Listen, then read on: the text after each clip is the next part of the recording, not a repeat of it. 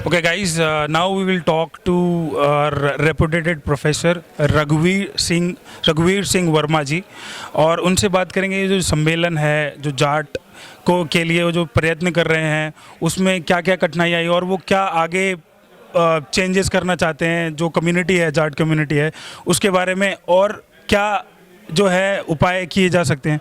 Sir please. हाँ, देखिए, Jat community के लिए एक बहुत बड़ी इम्पॉर्टेंट चीज़ है कि मीडिया को थोड़ा सा आगे बढ़ाना। हमारे यहाँ जाट ज्योति एक मैगज़ीन है और उसके अंदर फाइनेंशियल भी प्रॉब्लम हैं वो हैं, लेकिन वो बहुत अच्छा मैगज़ीन है और प्रोफेसर गहलोत उसे बहुत अच्छी तरह से कर रहे हैं। लेकिन इस वक्त जो है वो एक जाट हैबिटेट सेंटर बनाने के उसमें है।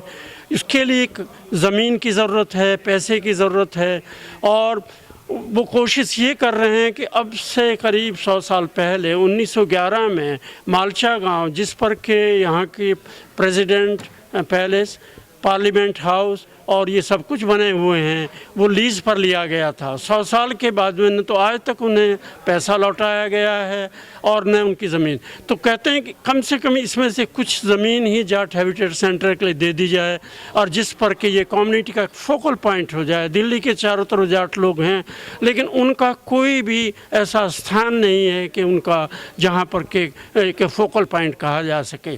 तो ये एक बहुत ज़रूरी चीज़ है जिसके लिए कोशिश की जा रही है। सर, इस एसोसिएशन में आप कब से जुड़े हुए हैं और क्या परिवर्तन आपने देखे अपने टाइम में? देखिए, ये कोई एसोसिएशन नहीं है, ये तो जाट ज्योति एक पेपर है, उसकी वजह से। और ये एक इंटेलेक्चुअल मीट किसी एक पार्टी या एसोसिएशन की तरफ से नहीं, तो कम्युनिटी के इंटेलेक्चुअल की इंटरनेशनल मीट है। जो भी डिफ़िकल्टी लोगों को हैं वो अपनी बताते हैं, अपनी बातें करते हैं और उसका समाधान करते हैं। उसके दो बहुत ही कर्णाधार, ये मिस्टर बाबूराम गहलोत जो कि यूपी के पीडब्ल्यूडी के रिटायर्ड चीफ इंजीनियर है ये, और प्रोफेसर जगदीश गहलोत जो कि IIT कानपुर में के प्रोफेसर हैं, वो आगे बढ़ा रहे हैं। ये जो जाट ज्योति पत्रिका है वो कब से पब्लिश होना स्टार्ट हुआ है, एंड कोई इम्पोर्टेंस आपको आया सामने? हाँ, देखिए, जाट ज्योति को स्टार्ट किया था करीब 2000 में, और उसके बाद में दिन प्रतिदिन उसका वो भी बढ़ता जा रहा है। लेकिन आप भी जानते हैं कि बिना एडवर्टीज़मेंट के कोई भी मैगज़ीन सर्वाइव नहीं कर सकता है।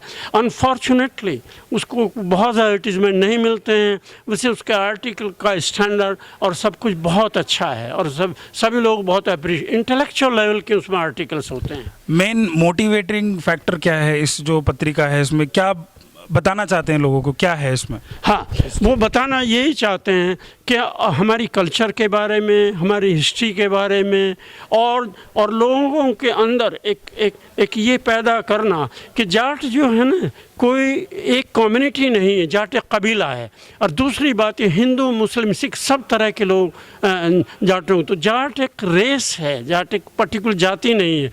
और इसीलिए north western part of India में अफ़गानिस्तान से लेकर यहाँ तक कुछ जाट जो है मुस्लिम हो गए हैं, कुछ जाट सिख हो गए हैं, लेकिन फिर भी पूरे नॉर्थ इंडिया में, नॉर्थ वेस्टर्न पार्ट में अगर आप गौर से देखेंगे तो जाट कम्युनिटी सबसे, यही चौधरी छोटू राम ने किया था। उनकी यूनियनिस्ट पार्टी तीनों तरह के किसानों या जाटों को लेकर आगे बढ़ रही थी, और उन्होंने ये वो किया था। अगर गांधी जी उनकी बात पर चल जाते तो 1936 इलेक्शन के बाद में मुस्लिम लीग को कुल 2 सीट मिली थी पंजाब के अंदर, और उन 2 में से भी एक ने यूनियनिस्ट पार्टी ज्वाइन कर ली थी।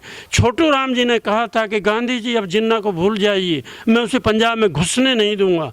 लेकिन गांधी जी ने अपने अपीजमेंट की पॉलिसी जिन्ना को आसमान पर चढ़ाया, और सबके सामने वो है। छोटू राम जी कहा करते थे कि जब तक पंजाब पाकिस्तान को फेवर नहीं करेगा, पाकिस्तान नहीं बनेगा, और हम पंजाब के अंदर मुस्लिम लीग को बिल्कुल घुसने तक नहीं देंगे।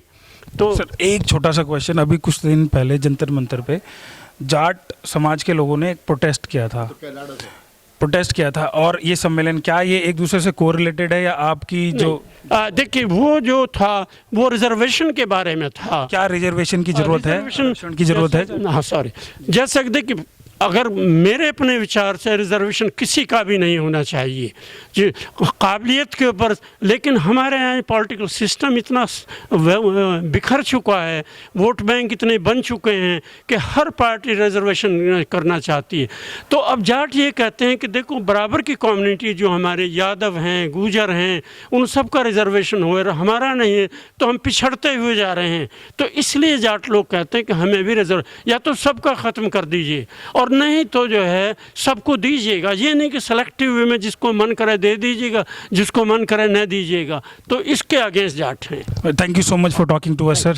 Now, guys, you can see that he is 84-year-old and still fighting for the community of a Jat community, trying to develop the condition what was before and what is now and what will be in the future. ये अभी भी कोशिश करते जा रहे हैं और हम आप लोगों को भी बताना चाहेंगे जो भी इनकी कोशिशें हैं, अगर वो ध्यान में रख के अगर अपना प्रोग्रेस करेंगे तो शायद इनकी कोशिशें जो है, जो लक्ष्य है इनका, वो शायद ये लोग पा लेंगे। And thank you so much.